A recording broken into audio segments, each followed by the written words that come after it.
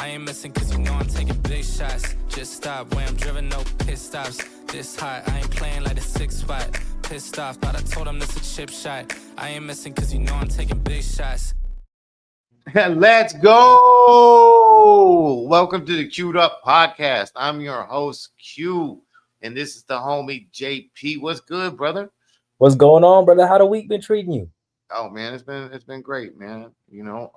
Working hard and enjoying the family. It's school. Kids. Quentin actually came home with a cold this week, so we've been battling that all week. But man, everything's been great, brother. How have you been? What's been going on with you?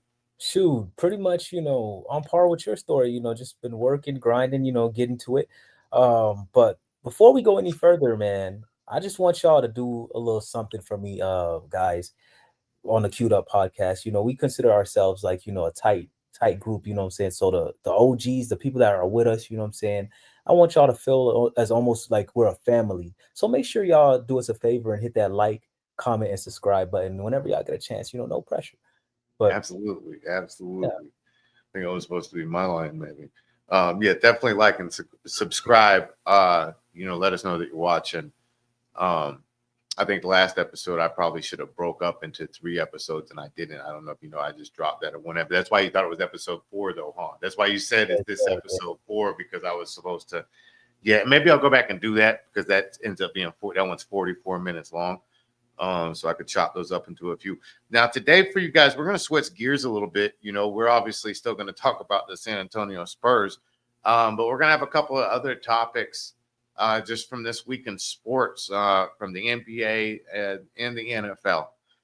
So we're going to start out talking about Victor Wembanyama. Breaking news out of San Antonio earlier this week, Monday. Mitch Johnson announced that Victor Wembanyama will be out for 2 to 3 weeks with a left calf strain. Really not a big deal. He said he felt some tightness in his calf on Sunday. MRIs or whatever image testing they did came back negative. And this is really just a precautionary measure by the San Antonio Spurs. As we've seen over the last couple of seasons in the NBA, calf tightness has been a precursor to torn Achilles or Achilles injuries time and time again with professional athletes in the NFL and the NBA. So I think that this is just the San Antonio's playing it safe with their superstar. What's your take on it, JP? so for me, I don't mind the San Antonio Spurs playing things safe, but what I will say is I am highly alarmed. And the reason why I'm highly alarmed is because I feel like Victor Wembanyama has all the skill sets to be great, right? And it just almost seems like, you know, the only thing that can derail him are injuries. And I don't want to see him, be a victim of that. I feel like as well, when it comes to Victor Wembanyama, his frame is on a slimmer side. So I don't know how that translates well. But other than that, he's a great player. I think, they'll bounce back. They'll still remain, one of the top seeds in the West. Mm-hmm. Yeah, there hasn't been too much of a slide yet, I don't believe, for the team without him on the court. I'm not sure Also, how I have many. an interesting fact. So with Victor Wembanyama, this is a last year's fact, but I'm curious to see how it translates to this year due to the fact that they do have more weapons. Without Victor Wembanyama, the Spurs were 13-23. That's a large gap, and it's almost like hard to, plug and play somebody like that who does almost virtually everything.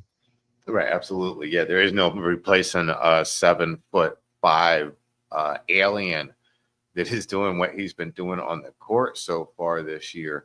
I feel the same way. I actually almost didn't want to jinx the situation. I love this kid. I cannot wait to see what kind of NBA player he turns into. I very much have turned into the way these players move around the league. I'm more of a individual player fan than I am necessarily a team fan. I still have the teams that I like because I think they do it correctly. But Wembanyama, is just we haven't ever seen anything like him. I'm so excited to see what his career, will turn into. So far this year, he's averaged in 26 points, almost 13 rebounds, 4 assists, a steal, and close to 4 blocks a game.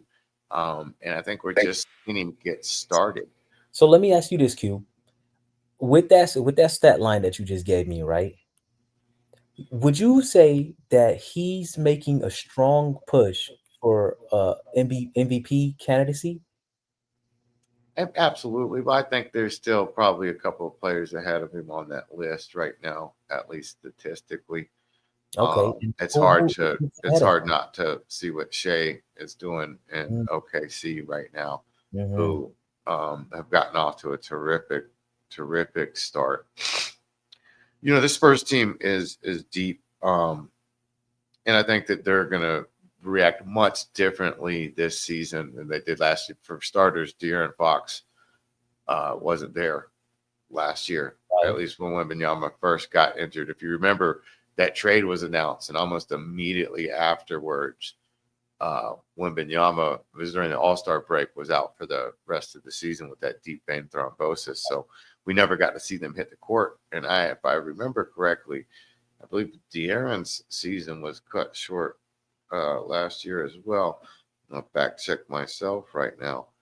Um, The irony in you saying that, right, is I feel like, we have all this modern medicine, right? But the player of today now seems to be more injury ridden than the players of the early 90s and 2000s.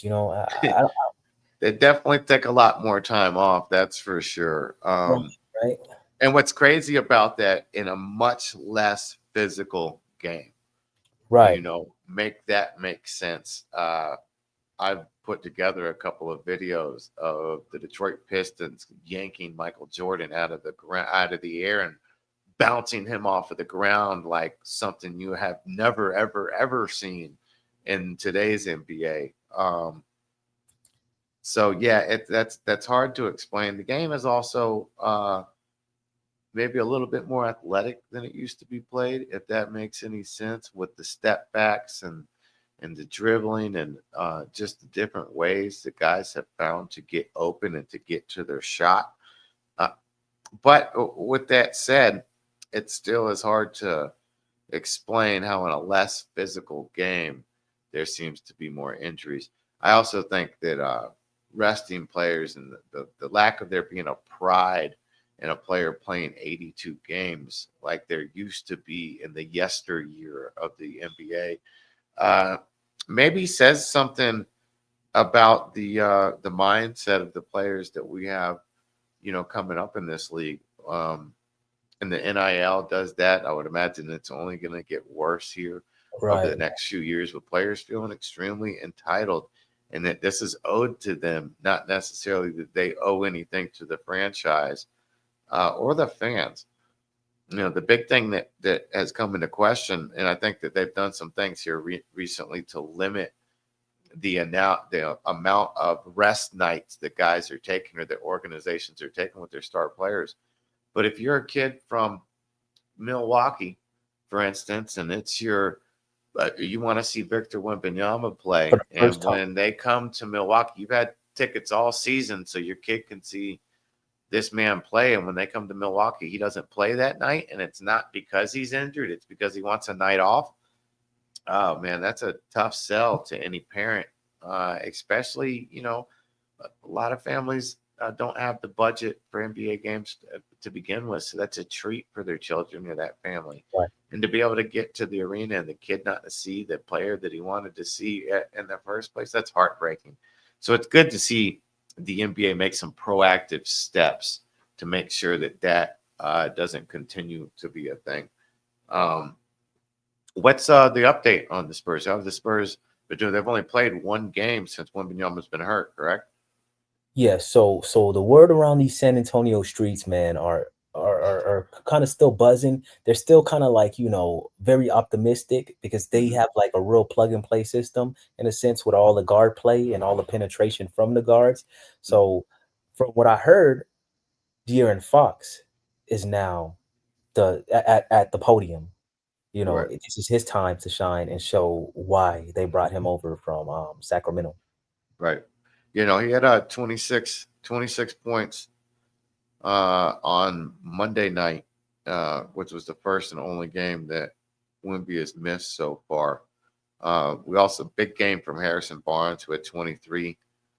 Um, so it seemed to be a well-rounded game. Keldon Johnson pitched in 18 and 8. Mm. So Can I be honest with you, Q? So I know everybody's in love with Wemby, right? I know people are in love with De'Aaron Fox and all the other young guns, right? mhm, But my unsung hero on this squad is Harrison Barnes. Because okay. Harrison Barnes is a guy who's seen it all, man. He's always, available when you need him. He almost has that Andre Iguodala feel to where you can just plug him and play. Because now I see him, and I made mention of this, last pod, where he can be in the corner and he's just always available because everybody else draws so much attention. So you are actually getting the best Harrison Barnes that you can possibly get because he's not asked to do too much. He's not asked to be a 20-point scorer. He's just asked to play his role, make things happen when it's available to you. So that's my unsung hero on the squad right now. Yeah, Harrison is in his 16th NBA season. You got to go all the way back to 2012, 2013 with the Golden State Warriors to remember the young, skinny Harrison Barnes. Uh, he's been a great player, a great role player for a lot of teams, and I agree with that. The old veteran hanging in there and stepping up over these next couple of weeks with Wembenyama out. I can definitely see that happening and being a big plus for this team. I also agree that at this point, this is a fairly well-rounded team, and you have two big men that have been on the bench with Cornette and Kelly Olnick that are both pretty good basketball players and should be able to hold the fort down Right. with perimeter play that the Spurs have been getting for the first few weeks of the season. They did win 111 to 101, making their record 10-4 through the first, I think, 3 weeks now of the season. Wembenyama will be out the next few weeks, and hopefully this team can keep the ship afloat while he's gone. I know Mitch Johnson will be doing everything he can from the sideline to keep this team on the right path. Right. Uh, So quick question. Mitch Johnson, right? mm, From what you see so far, like what is your opinion on his coaching style? Like how do you feel I about him as a coach? I think that it was an amazing job by the Spurs front office to go ahead and give him the reins. He was the interim coach when Pop was out uh, with his illness last year. So I think that the kid's he is 38 years old, I believe. He's been in the system for 9 years now. Mhm. So he's grown up in this system. He's grown up seeing the way Pop interacts with his players, and so much about winning is the regiment of winning, the habits of winning, the habits of practice, the habits of study, the habits of taking care of your body, and the habits of putting basketball first, especially when these NBA teams are on the road. So many distractions, and Popovich kept his teams together. This is a young team, and starting out 10-4, there could have been every excuse for this team not to have put it together yet, Right. or to not hold it together over the next few weeks. So I actually think, and finishing out talking about these guys, I actually think that all of us as fans keep an eye on this team over the next few weeks. We're going to see what the rest of the San Antonio Spurs are made of as they go Right. through this couple of weeks without Wemby. I also, I don't think it's I don't want to see it be a sign of the times to come, because I too think that Wembenyama, the only thing that can stop Wembenyama is his health. And you worry about that when when a guy is just so much of a person. There is a lot to get hurt, right? Doesn't that seem like Right. that makes sense? Those knees got to be long, man. Mhm. All right, now coming up next, we're going to talk about LeBron's first game this season with the Los Angeles Lakers, which came last night. LeBron, and I shouldn't even say LeBron in the Lakers, Doncic in the Lakers came out and beat the Jazz 140 to 126 last night. LeBron James had 11 points, 12 assists, 5 rebounds, and even pitched in a steal. 30 minutes on the court, 4 of 7 shooting. What do you think about that? What do you think about LeBron coming back? How do you see him fitting into this team? Do you see LeBron James continuing to only take 7 shots a night? So personally, I don't see LeBron only taking 7 shots a night. I think LeBron in this case is kind of like fading off to that second man, but I think at any given night it still can be his night. So to kick things off and get him started with this NBA season, he was flirting with a triple double, Right. and I think at his age and You think you'd be flirting, happy with that? yeah, I you would can hope be that you happy would with be happy with that, but that's not the LeBron I know. no, but guess what? One thing I do know is LeBron, he's still always record breaking. So the record that he broke last night was pretty much LeBron being the oldest player in the NBA. This is he had the most amount of seasons Seems like ever. every time he steps on the court, he's breaking another record right now. Exactly. And you know who he passed up for this record? The great Vince Carter, man. Wow. Okay. Yeah. Well, Mr. that's Longevity himself. that's something I didn't know that. Now I got a little video here of LeBron coming into the. He looks good. Yeah, that's that rich man swag. Yeah, it definitely doesn't look bad. We can't play too much of this for copyright reasons. I think we're going to start getting away from the videos, and I didn't have one edited together for this episode. But yeah, LeBron is coming back to a Lakers team that's 11-4. You got Doncic basically averaging 35, 9, and 9. Reeves is averaging 28 points a game. And DeAndre Ayton is doing a great job in the middle for this team, which is what they were missing last year, in my opinion. You even got Rui Hachimura. Rui, we're going to call him because I messed that last name up. Throwing in almost 16 points a game.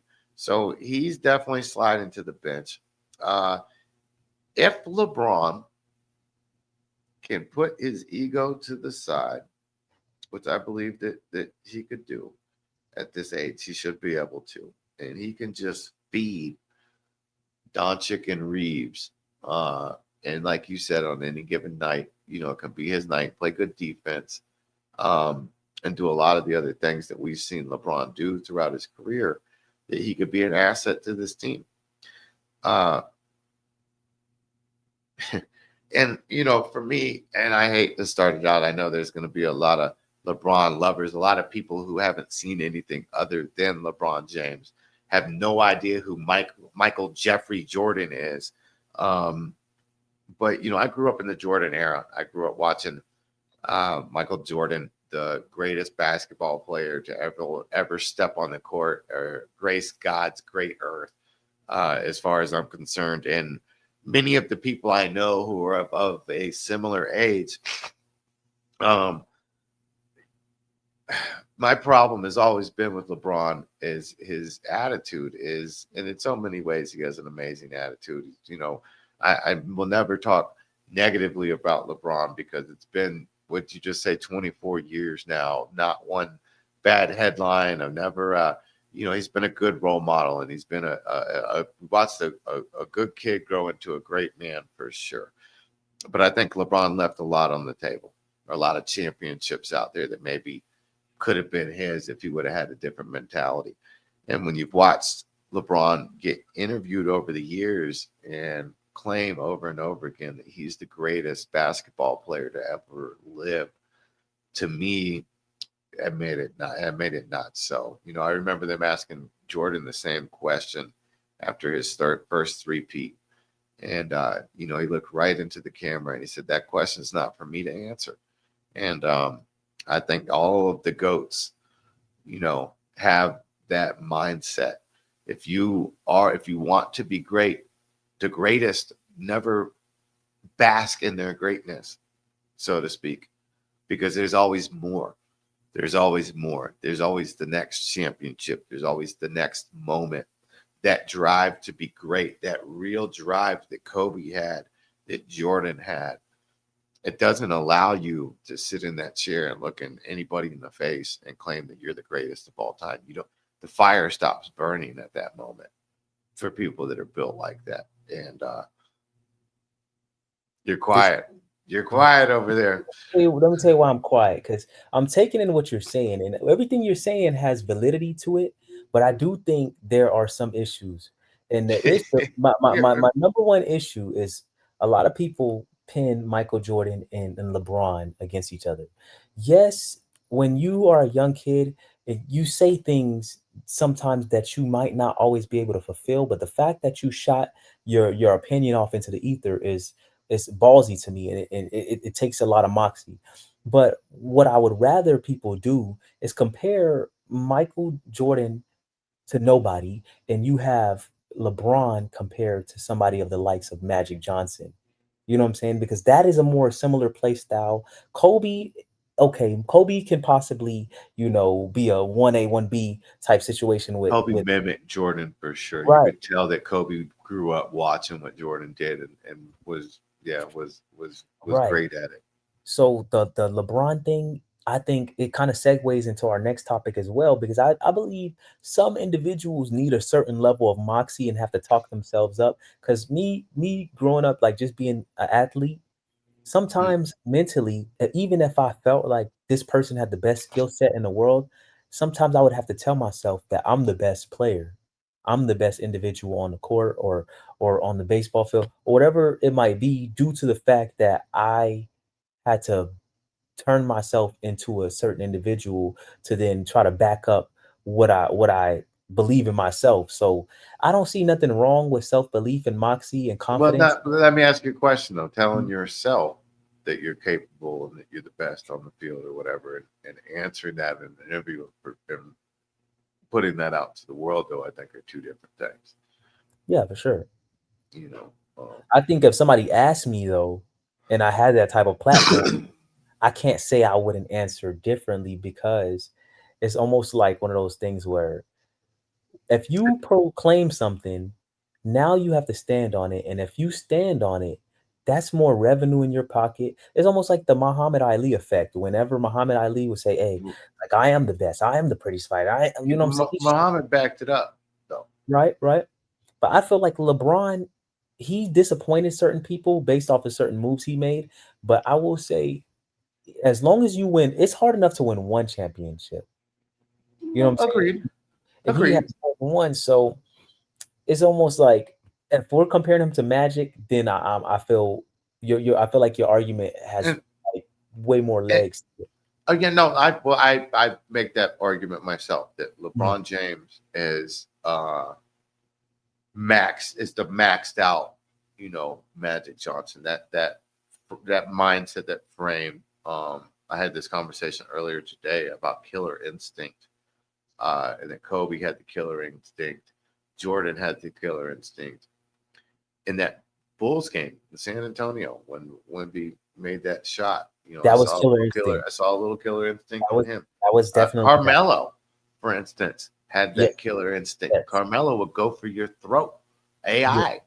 AI, yes. There's different players, and I know that there are so many players that have looked at James's physique and skill set Mm-hmm. and gone, man, I wish I had that. Right. Because if you would have taken the attitude of any one of those gentlemen I just named and put them on, we would have seen, Right. The irony, we can't. listen, LeBron's been amazing. He stayed healthy. He's had a gigantic career. And if we're talking about, being young and saying something stupid, I'll chop that up to when they had the press conference for the Miami Heat, I Dwayne won Wade and Chris Bosh, and they said we're not gonna win, no, and all of that, right? And I was so amped up in that moment. It's huge Yeah. Dolphins fan, Florida boy to my core. You know, the Orlando Magic, it broke my heart when they let Shaq go to LA Mhm. in the '90s. So Right. I didn't. That's probably the only reason I didn't latch on to the Orlando Magic, because I blame the city. Which we'll get into that at some point in time. No, because there's a story behind that. For sure. That is its own episode all by itself. How the city Right. of Orlando And you know screwed what? themselves out of Shaquille O'Neal and the success he would have brought to Central Florida. I'm glad you Um, bring that up because eventually I do want to speak more on our guy Paulo. You oh, know, absolutely. yes. Yes. No. We will actually, for people that are watching, you guys lock on. We are going to be bringing some more Orlando Magic content. We're really going to be opening it up and talking about lots of different NBA. things and start having more and more. It probably won't all be queued up podcasts, but it'll be under the queued up podcast kind of umbrella right now. That we're going to be bringing you some specific NBA uh, podcasts from different teams. One of them is going to be the Orlando Magic. So that's actually cool that you're Jose and is going to be in on that too. So we can. I didn't know you. Are you a Magic fan? Oh no. Oh Oh, no. okay. Those are like our little brothers. I'm a You're Heat but you're a fan. Heat fan. I'm a Heat fan, and Okay. So yeah. I respect San Antonio. You know all the battles that we've had. So it's kind of like I respect both teams, but I also dive into players more And so. that may be end up being the idea is that we're going to tackle everything Florida sports, you know, for sure, because we got a conglomerate here of young men from Florida that are all chasing the same dream. So, Yes, sir. um, yeah, so that would be cool. A lot of this is still queued up family is still in the planning phases in different Yes. ways. Now, so yeah, LeBron James, though, we're gonna see if he can come and blend back into a team that I think would have made a decent playoff run without him. I think if he was out for the season, the So let me Lakers ask might you have been this. Let me fine. ask you this, So Q. we'll see. Let me ask you this. If you have an ego such as LeBron James, right, and you call yourself the king, right, and Mhm. you feel so strongly about yourself, right, but your stat lines and statistics prove that you're a great player. Why fit in when you were meant to stand out? You know what I'm Because saying? you're, I mean, because you're 42 years old, uh, and But you're you, not the best player on the court anymore. I get that, but read that stat line. Read that stat line again. That's that's Well, no, that's that's okay. why the Look, first listen. thing back. So this is my thing. This is my thing. LeBron is great at moving the ball around. You know, Luka's going to be the primary ball handler on that team. Mhm. The guy that should touch the ball probably the second most on that team right now is Reeves. For Okay. sure, for sure. So that means LeBron is going to be the third option touching the ball. And then honestly, when LeBron's touching the ball, he should probably be passing it back to John Chick or Reeves to score. So I if he can decide that he's going to be a facilitator and pick his spots, it could be great. But I don't know that I see, they had a great game, his first game back. It seemed like it all fit in, like pieces of a puzzle. But the reason why it did was because everybody still got their shots. right. Okay. Reeves still got his shots. Doncic got his shots. You know, yeah, even Roy. We know, well, one thing we know is for certain is that when it comes to the NBA, sometimes when it comes to minutes, uh queued up family, it can be very, very political, right? Because you have a guy in LeBron, you're paying XYZ amount of money, right? You have a young gun in Reeves. You got all these young guns, right? Everybody's fighting for minutes. It's only one ball. Is 10 guys on a basketball court. So it almost feels like Like it has to be enough for everybody to eat. And I don't see LeBron necessarily, having a problem distributing. But when it comes to being political and things of that sort, I think Reeves will be the second guy once LeBron is out the door, due to the fact that he's a hype, the hype behind his name and the individual that he is, and the type of basketball player he is. They're just gonna make sure they feed him and keep him happy. You know what I'm saying? Because that's kind of what they did with Kobe. On his way out, Kobe was kind of like, they were trying to usher in LeBron to kind of fill in that void for Kobe's exit. So now they're trying to do the same and usher in Luca and the supporting cast, but they still have to usher LeBron out. So this being his last year, I think they'll definitely lean more heavy towards, having Reeves as a second option. But Right. in this moment, it's kind of like, they got to still do the whole ushering thing, walk him down the aisle. Right. Yeah, and it's all gonna come. It's all gonna depend on what mindset LeBron decides he wants to have here. For sure, for sure. He could have went to another team and still been the man. Yep. And only time will tell. Only time will Right. tell. Guess what, Q? Well, it's something else going to come down to it. Actually, let's just touch on this. Is it the coach? Because at the end of the day, LeBron's not the coach of the Lakers. So it's really, really, really going to be paramount. Why I can see his face, and I'm not coming with LeBron does not need when it comes to coaches. JJ Redick, I like JJ Redick because he's not a LeBron yes man. LeBron, and that's what I'm getting at. And that's what I'm getting at is that JJ Redick is going to have to let LeBron know this is my team, this is working. Either you're going to fit into what we have going on here. I'm not going to keep it. But listen, so far so good. One game down. There's no reason that LeBron wants to win another chip. He's got a chance to this year. Yes. Doncic can get him another chip.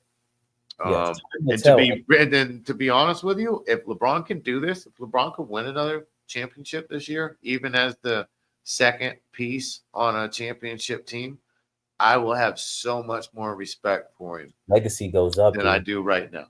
Yeah. And listen, and I got a lot of respect for LeBron. There's been little things that he's done that have pushed me off over the years. He's been chasing rings for most of his career. And that's what it is for me. I'm the greatest of all time, but I've been chasing rings for my whole career. And true greatness, people come play with you. Yeah. People came to play with Jordan in Chicago. Right. Jordan never had to go, oh man, why don't I have anybody? And of course, there's the argument that Pippen was there and was an amazing basketball player and was probably extremely underrated for his time. He definitely was on an underrated contract. For sure. Oh, goodness. But yeah, so greatness, I've seen great, and that's my thing. I've seen greatness. So when you claim to be greatness, you need to be greatness. I've seen it before. For sure. You know what I'm saying? And I know that I've seen it before. So yeah, LeBron capped there. He capped there. The expectation. You know what I'm saying? And ever since he did that, it's hard to, once you lose respect in a man's eyes, bro, it's hard to get it back. You know what I'm saying? Yeah. And I let the 4, 5, 6, 7 championship thing go. You know what I'm saying? For then to see an interview a couple years later where you were like, when I won that championship in Cleveland, I knew I was the greatest to ever touch a basketball. Did you? No, you needed Durant to get hurt that series, didn't you? Yeah, you need a supporting cast, man. Yeah, and you needed Kyrie to hit that shot from the corner to win Game 7, I believe, didn't you? No. So it's just it's that moment that did it for me. I also remember Game 5 of his first year in Miami. I believe it was against the Dallas Mavericks. He detorted. They were down by like a point or two. Maybe 20 seconds left on the clock. The ball was inbounded LeBron. You could tell LeBron wanted the shot. He waved everybody off. He went to put the ball on the court, bounced the ball off his knee. It went out of bounds. Dallas got the ball. They won the game. They went on to win the series. Jordan would never. Boy, Jordan would never. Okay. Yeah, yeah. And It's a I'm game. not even trying to be on uh But remember, Magic Johnson. on his, you know, Just think Magic swinging Johnson. from Jordan from MJ like that. But no, he just would never. I watched Yeah, Jordan in all so many moments. You know what I'm saying? That were just like that, and there were a lot of mistakes that maybe Jordan could have made, but it wasn't that. He didn't turn the ball over in that moment. And right. when Jordan, oh yeah, when he did that after the super team he had joined, um, you know, there's a lot of people that say that this is LeBron. This was the LeBron James era, and I beg to differ. This is the Steph Curry era. We've seen the whole entire way that the professional basketball is played, and really basketball all around the globe, Mm, all the way down to the high school level to kids on the playground. Because not everybody can look like LeBron James and have that physique, but right. every little scrawny kid, like the baby faced Absolutely assassin, true. can shoot threes. So Steph Curry came and showed, yeah, and you've seen the change in the league, you know. And then, as you so eloquently pointed out when we had this conversation, then you had guys take it to the next level. James Harden, you know, and others. So SGA. You you know, guys. yeah, because when we had this, I don't know if you remember, but you said, man, with James Harden, you know, you were right. James Harden took that step back, get open, but he wasn't ever able ever to do it in the playoffs for whatever reason. No, no, no, no. James Harden. Steph's yeah, Steph is able to be in the most clutchest moment. And honestly, that's another episode. I probably we could make a heck of a argument for why Steph Curry deserves to be in the top 5 best basketball players to ever play the game.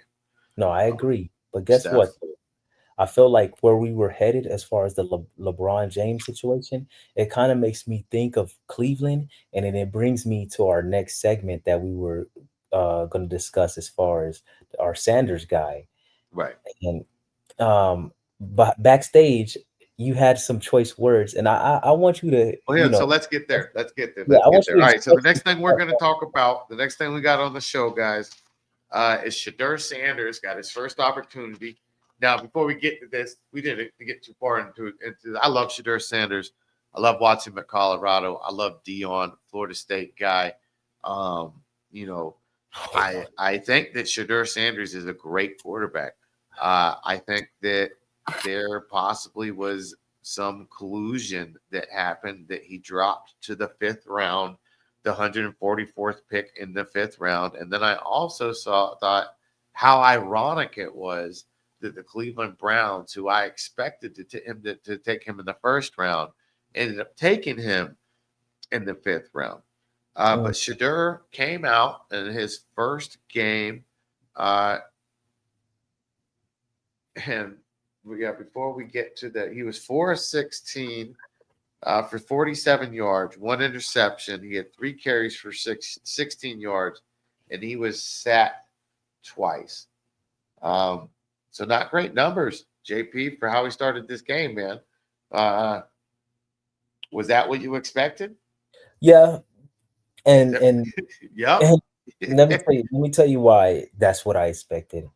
Because when you I have another fact for you, but this is gonna tie into my fact. When you have no opportunity to train with the number one guys or the number Right. one option in football, Right. it kind of makes things harder because you don't have no timing with the first string guys. You don't have no rhythm with the first string guys, and it'll affect your game plan, especially if they could just sit back in coverage and they know that you are more of a pocket passer type of guy, and then you have relentless pressure coming your way. Your offensive line is struggling. So this is what I expected, but I will say I expect things to get better for him. I think he will progress, but I think, when it comes to football, it's such a hard game and you have, little margin for error. And I felt like towards the end, his receivers were starting to show up for him a little bit more, like Jerry Judy. Mm-hmm. But the fact I was gonna make is this was his first time ever having first team reps with the starters. So I don't expect you to turn water into wine. You know what I'm saying? I feel like a couple walkthroughs, a couple, repetition passes, intermediate throws to kind of get somebody in rhythm. And, they got a young running back. I think that all played a factor Well, in. Junkins been playing well. So Yeah, he I was playing will, well. and we're going to differ on every part of this. This is not what I expected. I did not expect Nah, this. Shedeur Sanders is a better quarterback than what the results were this for past sure. Sunday. From what I've heard, he's going to get the start this next game, and I hope like hell that he has a good game. I want to see Shedeur Sanders have success. I want to see Shedeur Sanders get give the middle finger to the whole entire league that passed him up. I would have been happy if Miami would have picked him up. I'm not gonna lie. Let me ask you this, Q. Have you seen how Cam Ward looks this year? Yes, This is my theory. I Every quarter, wasn't sold on him either, though. nah. No. I'm still a believer. You see how Dart has looked this year? Yeah, I like Dart. That I was who like I Dart liked too, and I that's like. who I liked out of this draft. But um, to now, no, you made all great points. You're right. Really, the proof is going to be in the pudding next week. You know what I'm saying? Yeah, sure.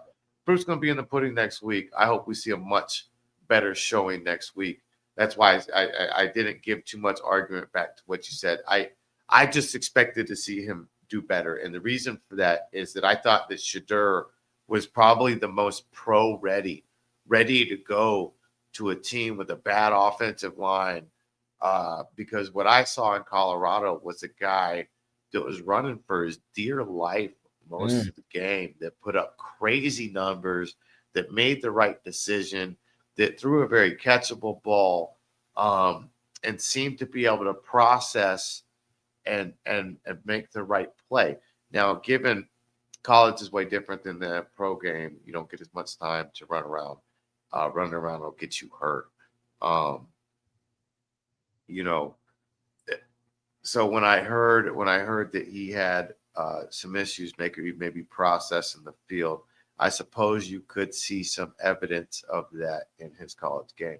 But with that all being said, I saw a great athlete that I expected to be a good quarterback in this league, and I still do.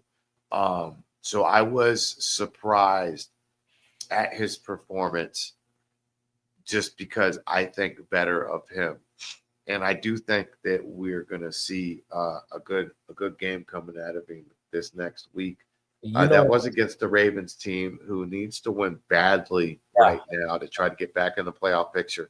They have the Raiders coming up next Sunday, and I cannot. This is his opportunity. Now it is the Raiders, you got who aren't Crosby on having that the other side. greatest season themselves. Although the Raiders have had a couple of games where they've played some pretty good defense. They played a team a couple of weeks ago. The game was 10-7. I believe it was with Green Bay. Who did the Raiders play? When I was on the First String podcast, it was the Thursday night game, and they asked me who I thought was going to win that game. The Cowboys. No, it wasn't the Cowboys either. Oh, The Broncos. They played the Broncos. What was that? 2 weeks ago?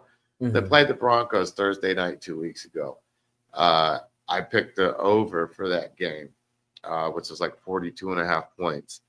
And that game ended up being 10-7, So the Raiders do have a decent defense and can, give a team a hard time. But this is Shedeur Sanders' opportunity to play a good game. I will say, even if he does, we're going to hear, well, it was just against the Raiders. But yeah, I want to see Shedeur turn it around this week. Now, with all of that said, the one thing that I do somewhat have an issue with this kid, and that I see maturity issues with some of his off the field antics. At this point, you're one of the most scrutinized players and the young players in the NFL right now. And almost anything you do is going to get taken. I don't know exactly what word I'm looking for, but it's going to get taken out of context, or or magnified, whether it's the speeding tickets that he got right there before training camp, or a video that I saw of the preseason where he was coming into the stadium and he had his entourage with him in a boombox, blaring music as he entered the stadium. And I remember seeing it and just thinking to myself, why, man? Act like you've been there before. You're Deion Sanders, your prime time son. Like, act like you've been there before. Just these people just want you to act professional. They've already been tearing you up for this. Just Right. act like you've been there before. So, anyways, he comes into the game. I don't think he realized Dylan Gabriel was injured. Neither did the Browns fans at that point in time. So, some of the things I've seen, I think, are completely illegitimate because he didn't realize how injured or the starting quarterback was at this moment. Unreal playoff type. Oh, there, wrong one. Time, it is Shedeur Sanders. Now there was a little bit more than this. He did a little wide Fans circle do there. not The know fans aren't that going Gabriel crazy is that being he's out there. evaluated for a concussion, but they were But chanting. I think right now this is about your fellow player, the other players in the locker room, man, that he just needed to run out there and call the play. If I was him, I would have kept my head down, ran right out on the field, and got the play into the guys and went out there to play football. So that little prancing around before you get to the huddle on the first play, especially after the quarterback just got hurt, which he didn't realize, I suppose. I mean, maybe he didn't realize he got a concussion, but he had to know that he got hurt because he just got brought into the game as the backup quarterback. And then you go 4 for 16 for 47 yards. You throw a pick. You get sacked twice. It just seems that he needs to be there to play football and not all the extra stuff. And I know you told me you feel a different way, so I would love to hear it.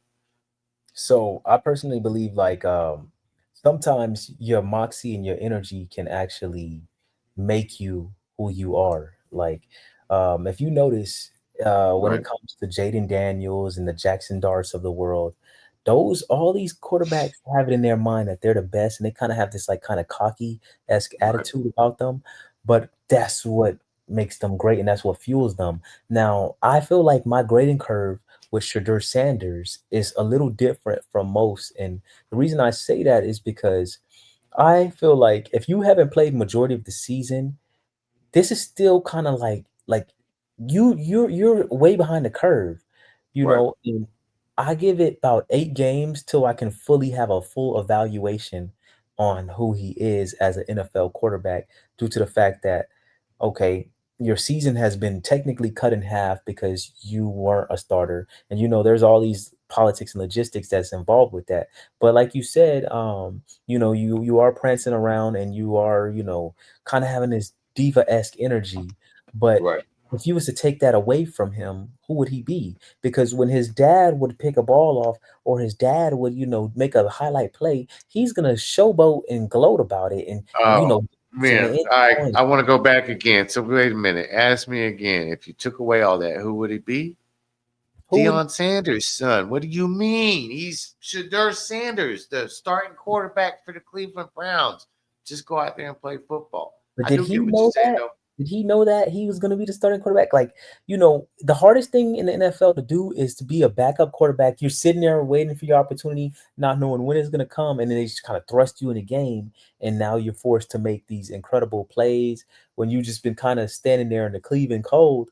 Like, I don't even know if this is going to be my week. I don't even know if this year is going to be my year, because Dylan Gabriel, they seem to be very set in stone on him prior to, the injuries, but he wasn't looking so hot.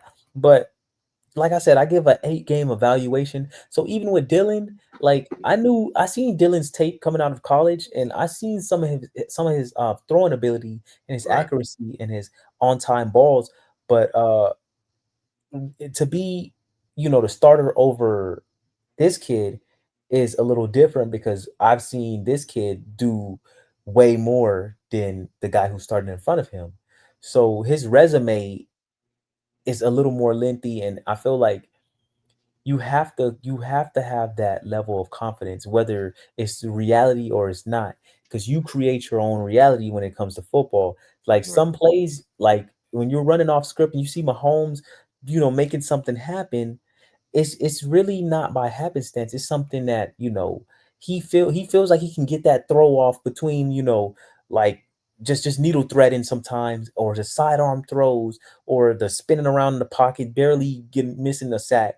Sometimes they need to feel like they're invincible to actually play and get the invincible result.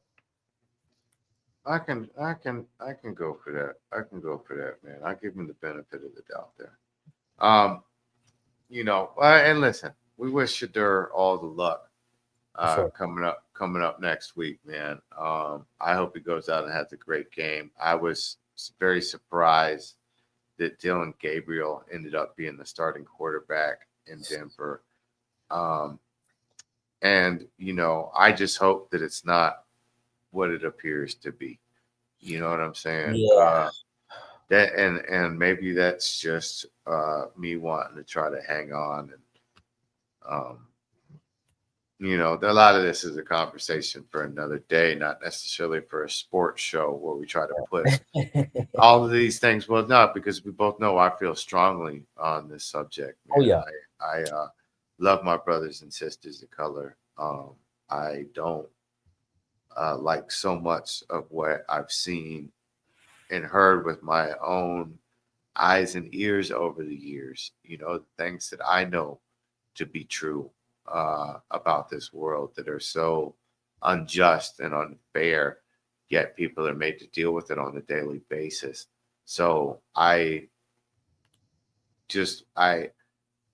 we all love to say, well, sports is a place that we get away from all of that. We all come together just for the love of the game, and Mhm. sometimes that also is not true. Right. As I think we all saw with Colin Kaepernick. Yeah. And you know, these are things that when you talk about them and you lay your stance, it turns a lot of people off. You start to divide the crowd, and that's never what you want to do when you're trying to present a sports show. So, yeah, with that said, man, we wish Shedeur all the luck in the world next week. We hope he goes out and has a great game, takes that starting job in Cleveland, and maybe turns that organization around, and we see Cleveland Browns start to have some success. That fan base deserves it. Not too much success, because we are Dolphins fans here. Um, Listen, but everybody's got to have their day, man. So yes, as much success as they can get. until they play the Dolphins. Right, right. Now, um, the next topic I want to bring up and talk about today is the Kansas City Chiefs, who are 5-5 as we enter Week 12 of the NFL season. Coming fresh off of, well, actually 2 losses in a row now. Uh, Coming off of a loss off of their bye week, which has been a bit of a reoccurring theme in the NFL over the last few weeks. We had the Detroit Lions come out and drop one off of their bye week a few Mm, weeks ago. And if I remember correctly, it happened earlier in the season as well, although I can't remember which team it was, where there was a game that you really expected a team to go out and win, and they just really dropped a dud.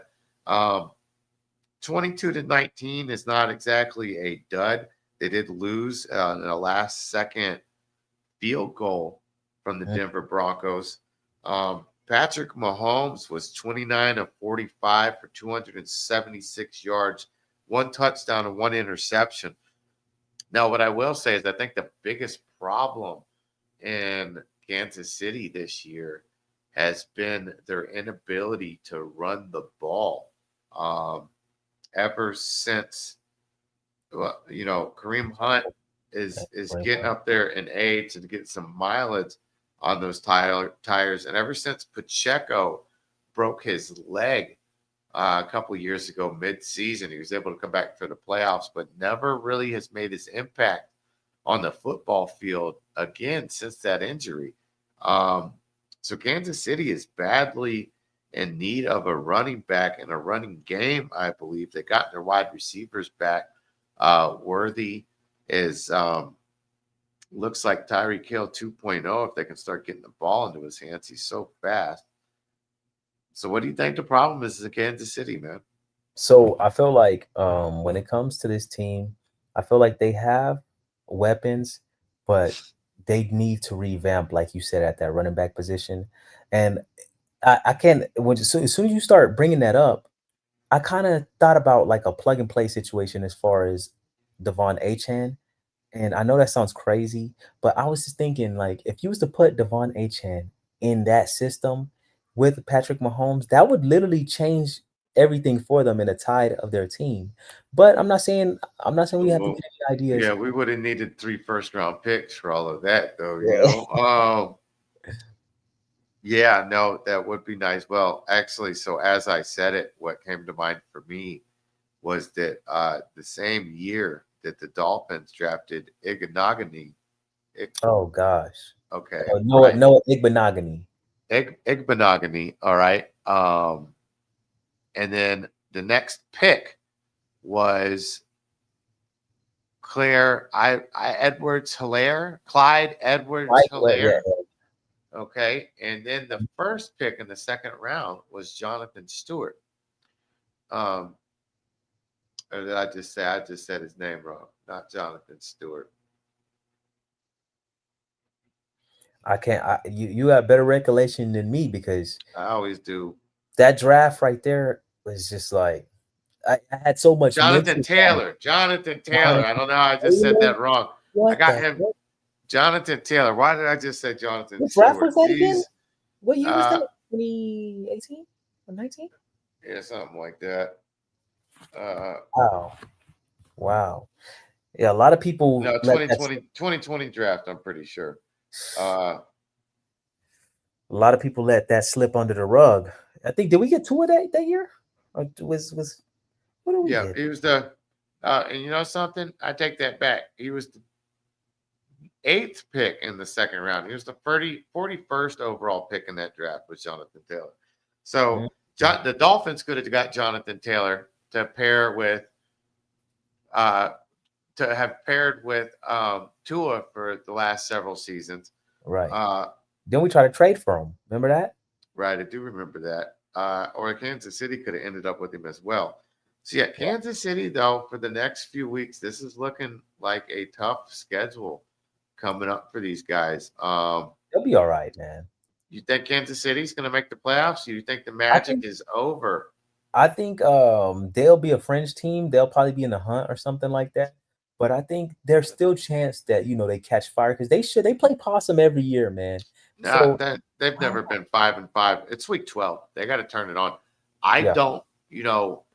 How many games are you gonna have to win to get in the playoffs in the AFC this year? 11. So over the next few weeks, they got the Colts next week. They got the Cowboys who are playing the best football. I think they may have played in Dallas in quite some time. The running back they have there is something else. And Jose will be on probably in the next few days to talk about the Dallas Cowboys. They got the Texans, they got the Chargers, the Titans, the Broncos again, and then they finish out the season with the Raiders. So the Chiefs could lose against the Colts. They could lose against the Cowboys. They could lose against the Chargers, and they could lose against the Broncos. Those are all games that are not, necessarily W's for this team. I got a hot take. I think, and they're playing the Colts this week. I honestly believe this is my hot take. I think the Chiefs go in. Where are they playing? At Arrowhead or are they playing in Indianapolis? Well, I don't think Jonathan Taylor is going to matter. Is going to care? But they're playing in Kansas City. Okay, my bold take on this is that Kansas City pulls up a upset on the Colts this weekend. Is that an upset? Yeah, that's an upset because the Colts look damn good, man. Nobody's seen them coming, but they are legitimate. I can't deny them. And when they beat us bad in week 1, everybody was like, "Oh, we lost to the Colts," and then they start smacking up on everybody, and now we're like, "Oh, the Colts." Okay. Well, I'm waiting for Danny Dimes to come back to earth, which is starting to happen. Yeah. Now Jonathan Taylor, the way that this young man has been running the football has been something else. He's only 26 years old, so he's right in the heart of his prime. He's coming off of 32 attempts, 244 yards, and 3 touchdowns against the Falcons. This past week, they had a bye week. He's already got 1,139 yards and 15 touchdowns on the season. Now, what I found to be really interesting about his stats so far this year, and also interesting that he's not getting the hype that we saw last year. Saquon Barkley, he's got 5 more touchdowns, maybe 6 more touchdowns than Saquon Barkley had through 10 weeks. And I think 8 more yards. So Jonathan Taylor is having maybe the best season we've seen it's better than Barkley's season so far. The 15 touchdowns blows it away. That was the one issue last year. As many fantasy owners of Barkley know, he did not get into the end zone like you wished that he would have last year. I think he finished the season with 10 or 11 touchdowns. Jonathan Taylor is getting into the touchdown and into the end zone almost every game. This is his fourth 3-touchdown game of the season that he had 2 weeks ago against the Falcons. Like I said, they're coming off a bye week. So if I'm the Colts, I'm putting it in the belly of the running back and letting him run. Right. We'll see if the Chiefs can stop it. Chris Jones. Yeah, run away from him. I don't know. We'll find out. You know what I think is interesting? But I think that the Chiefs beating the Colts, even though it's at Arrowhead, is easier said than done, is what I'm getting at here. Right. You know what I think is interesting, though? What's the that? point that you made that when you compared him to Saquon Barkley, right? I think that's interesting that the hype is not there. And I honestly believe that has to do with a small market team deal. I feel like Saquon, when his running style is damn near identical to Jonathan Taylor's, but what it is the splash plays and the making people miss and stuff like that kind of like changes the whole situation, man. Because when he jumped backwards over that man, that was almost like a Odell moment. You know what I'm saying? I've never seen nobody do nothing like that. And they had to put that on the cover of a video game just because it was so like NFL street-esque to where you can't deny it. So it's like you could have the greatest season, but impact does matter in the eye of the masses. Like I feel like we are like everydayers, and we watch the game. Every time I turn Madden on and I see that move, it does get me hyped for a second, man. Yeah. Oh man, no, I give it to you there. You're not wrong. You're not wrong. But especially this day and age, that one moment can mean so much for a player. Now, they're still getting paid off that catch. Right now, right. And listen, I can think of some going back into the days, that were, Lynn Swan, the Immaculate Reception, it's still talked about to today. So yeah, absolutely. Or that was Franco, I believe, Franco Harris. So yeah, there's a lot of moments in sports can be captured forever for sure. Right. So you think the Kansas City Chiefs go on to make the playoffs this year? I say let's go ahead and get it on the record here, man. I say they stay in the hunt, but I will say I honestly believe they're gonna beat the Colts this week. No, that didn't answer my question, dude. What the? So think they're gonna stand on? No, stand on business, JP. Hell no, they. Okay, so the Chiefs are not going to make the playoffs this year. Taylor Swift effect is over with. That's where I'm going with this. JP's on the record. The Chiefs will not. And listen, I was going to say that the Chiefs weren't going to make the playoffs, but now that he did, I got to say that the Chiefs will make the playoffs this year, just so that we can come back to this at a later point in time and have opposing opinions. No, but seriously though, I don't think the Chiefs should make the playoffs this year, but I think that this might be the biggest storyline for the NFL. I think that the Chiefs coming back from 5-5 to make the playoffs will keep people tuned in for sure. And we'll have to see what the next few weeks unfolds. But this isn't the NFL I've known it to be over the last few seasons, where it seems so many calls have gone this team's way. That I'll be very, very, very surprised if the Kansas City Chiefs don't make the playoffs this year. So I'll go ahead and go on record and say, yes, the Kansas City Chiefs will make the playoffs this year. Now, we got one more thing to talk about, JP, and it is literally the bane of my existence and the thing that hurts my soul. I did not release our little bit too candid for TV conversation that we had last week about the Miami Dolphins. I don't know if I sent it to you. It's hilarious. But our Miami Dolphins have ran off 2 wins in a row. Now sitting at 4-7. Mike McDaniel and the team says they really feel like they can win out the rest of the season and finish this season 10-7. Now, for me, I still don't know if that makes the playoffs for us. We got a bye week this week. We have won 2 weeks in a row, quite heroically against Buffalo, which, as you know, displeased me greatly. Just because for me, it's been 30 years of watching this team finish 7-9 or 9-7, and pick 15th and never actually build a team.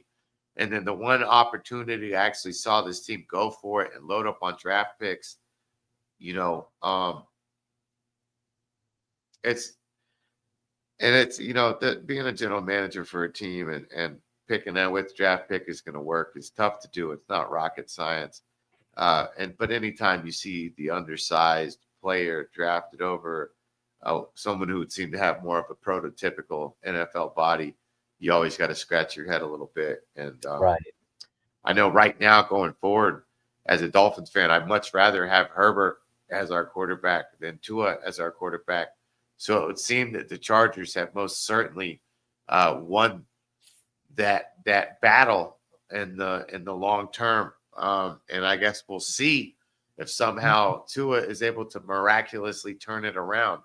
But I see a future for Herbert in the league where I think we're getting ever closer to a Tua Tagovailoa not necessarily having a future in this league, and probably being a career backup going forward when he leaves Miami. He may get an opportunity to start somewhere else as a stopgap for a guy coming in that's a young quarterback that just got drafted. But, Herbert, who knows what the rest of his career is going to hold. And I think maybe we've seen the best of Tua Tagovailoa already. How do you feel about that?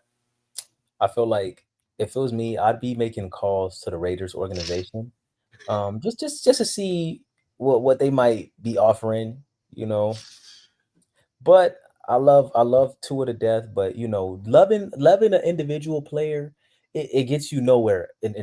As a fan of the NFL, it gets you nowhere. Just because you love Patrick Mahomes, that doesn't necessarily mean Patrick Mahomes is the end all be all. We've seen Tom Brady. We've seen to go back on what Q said earlier. We made mention of Jordan. So it's like we've seen so many greats, but that doesn't always translate to a championship. So with Tua, it almost feels like this organization is going in a circle. We love hurt players for some reason. We love things. We are the organization that likes that toxic girl, but keeps on like knowing she's gonna hurt us, and we keep on going back to her. That's what the Dolphins organization is right now. And I need some type of stabilization. I think at some point, we have to bolster down and say enough is enough. We've been mediocre every year. And they do this thing where they tug on your heartstring and they get you feeling good. I'm not gonna lie, that Buffalo week, I was like, It felt good. It felt good. But, then I see the incompetence of our head coach and things of that sort. When you're a yard away from the end zone, right? You have a minute or so on the clock. Why not just kick a field goal to win the game? Instead, you get stopped at the 1 yard line, and now the other team is on a march down the field. And the only thing that saves you is a missed kick. So everybody's buttholes is tight, waiting for a moment that shouldn't have even happened. Right. So, you Um, know, Dolphins, man. yeah, right. Now, it was the first game in Madrid in NFL history. So Right, Dolphins are right. 1-0 in Madrid. So we got One that and going zero in for you. Madrid. Right. And it doesn't matter how you win a football game. It's about winning football games. And I will stand on that forever as a fan, as a coach, as a player, as an announcer, whatever it is. Football's too tough of a game to nitpick over how you win a game. This But is what I will say. You're right. You're right. But think about it like this, Q. This team over and over will show their rear end. You know what I'm saying? It's like good. the next time we're in this situation, then what? You know what I'm Right. saying?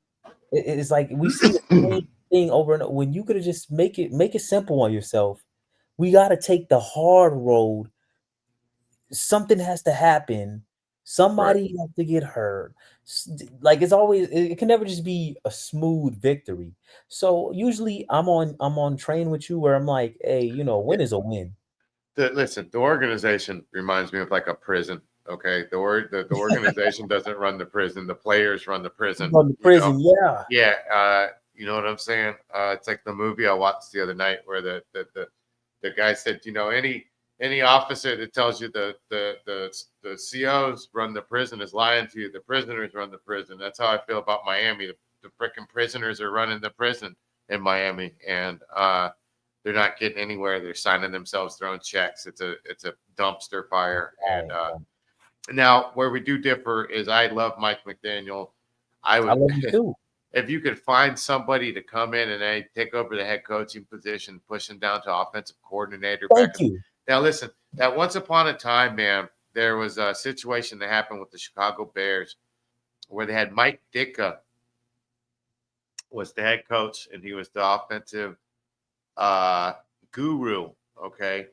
And the 85 Bears that are so known for their defense, the defensive coordinator for that team was Buddy Ryan. And Buddy Ryan and Mike Ditka hated each other.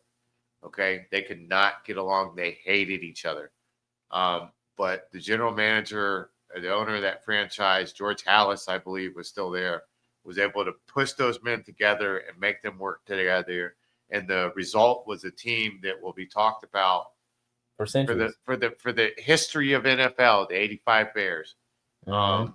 And we had an amazing defensive mind in Brian Flores, and we now have an amazing offensive mind in Mike McDaniel.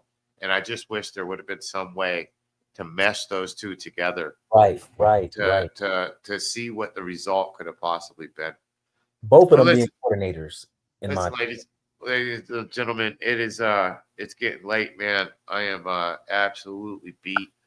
Thank you so much for coming on, JP. I really, really, really appreciate you coming on the show again. We're going to try to start coming back at you guys more often. Keep an eye out for the Queued Up Podcast meet and greets where I do sit down with Full Sail students. And we just talk about the goals, the students' goal.